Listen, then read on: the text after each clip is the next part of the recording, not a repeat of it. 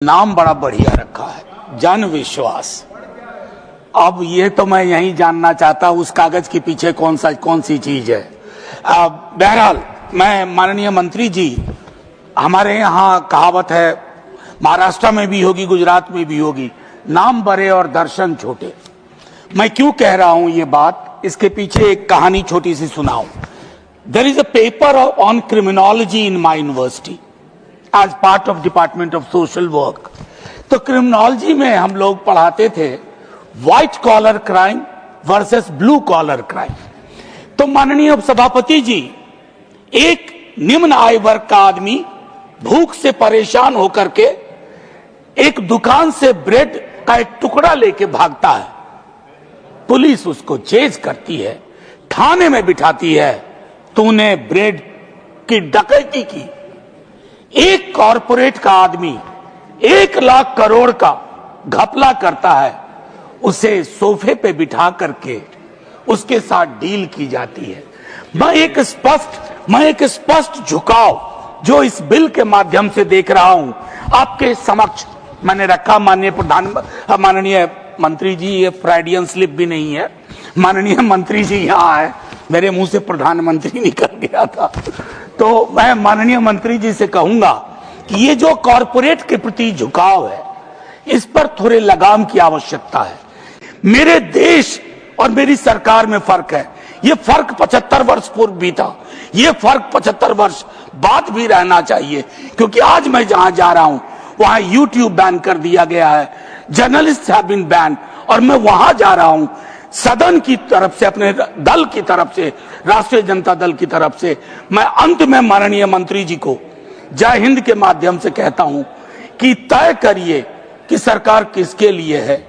आपकी नीतियां कॉरपोरेट परस्त हों, 24 घंटे 7 दिन।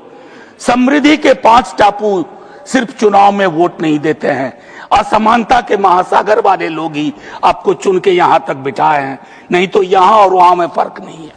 छोटे व्यवसाय और व्यवसायियों के लिए क्या उत्पीड़न का एक नया रास्ता खुल जाएगा, particularly with regard to women workers, if there are certain things which have been decriminalized। तो चिंता का विषय है कि उसके लिए वैकल्पिक व्यवस्था आपने क्या की है, क्योंकि महिलाएं अपने कार्यस्थल पर अक्सर शोषण का शिकार होती हैं। उसके लिए आपको फार्मा सेक्टर की मैं बात, घंटी मत बजाइएगा मैम, मैं 1 मिनट में खत्म कर दूंगा।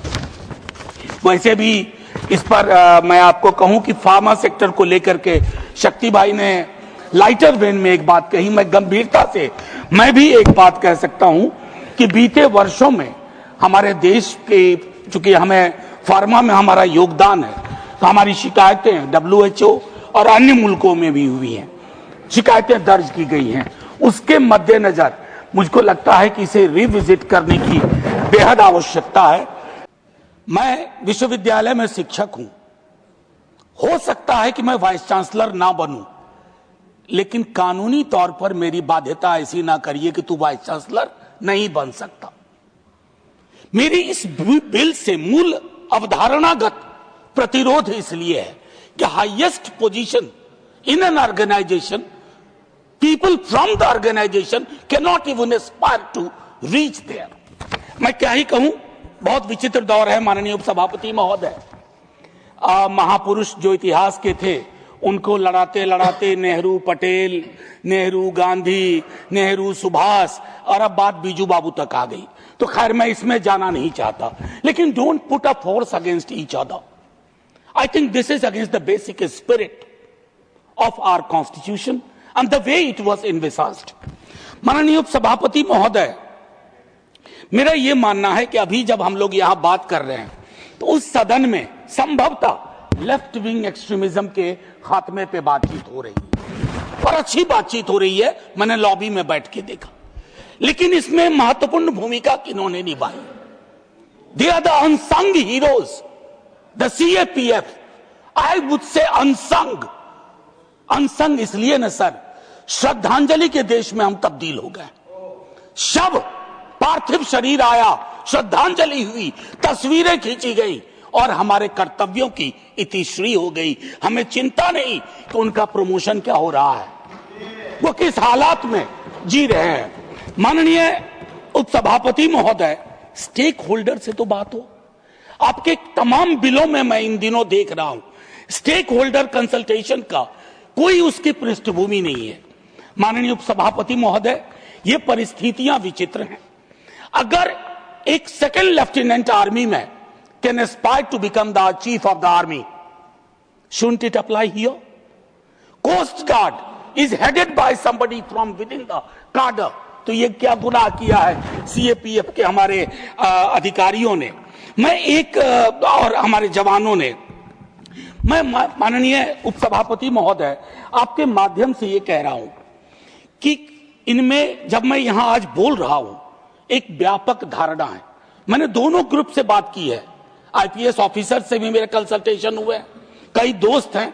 मैं संभवतः इस सदन में कुछ लोगों में होऊंगा जिसने वो परीक्षा दी और असफल हुआ, तो मैं सिविल सर्विसेज का भी असफल विद्यार्थी हूं। लेकिन मैं जानता हूं सर, हर फोर्स का एक डोमेन होता है। ये डोमेन ट्रेसपासिंग उचित नहीं है सर।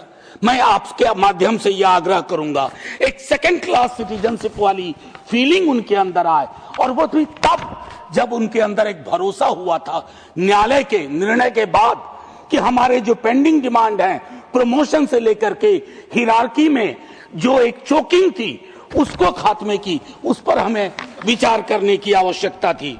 माननीय उपसभापति महोदय, एक चीज मैं माननीय नेता सदन के समक्ष भी रखूंगा। मुझे अक्सर, सर घंटी मत बजाइएगा, मैं खुद बैठ जाऊंगा। उसके बाद आपको मैं घंटी आज नहीं बजाने दूंगा, मैं खुद ही बैठ जाऊंगा। मैं सिर्फ एक चीज कहता हूं, विद्यार्थी जीवन से मुझे एक चीज समझ में नहीं आती थी। हर स्टेट के होम सेक्रेटरी का डोमेन पुलिसिंग होता है। कितने स्टेट्स में आईपीएस होम सेक्रेटरी है? Why such positions are occupied by a person who is not trained within that. और वही तर्क मेरा यहां भी है माननीय सभापति महोदय, एक ऑर्गेनाइजेशन में जो डेपुटेशन पे 2 साल आते हैं, वो ऑर्गेनाइजेशन के मर्म को, उसके प्रियम्बल को, उसके सिद्धांतों को उस रूप में नहीं समझ पाएंगे जिस रूप में एक विद इन द कैडर व्यक्ति फील करता है। अंततः उपसभापति महोदय, जय हिंद बोलने से पूर्व मैं आग्रह करूंगा माननीय सभी सदस्यों से कि एक बेहतरीन खूबसूरत बिल लाइए, लेकिन स्टेक होल्डर कंसल्टेशन के बाद इसे सिलेक्ट कमेटी में भेजिए। यही मेरा आपसे आग्रह है। और जय हिंद, ताकि हमारे जवानों को लगे कि सिर्फ ये देश श्रद्धांजलि का देश नहीं है। बहुत धन्यवाद आपका। माननीय सदस्य श्री रवि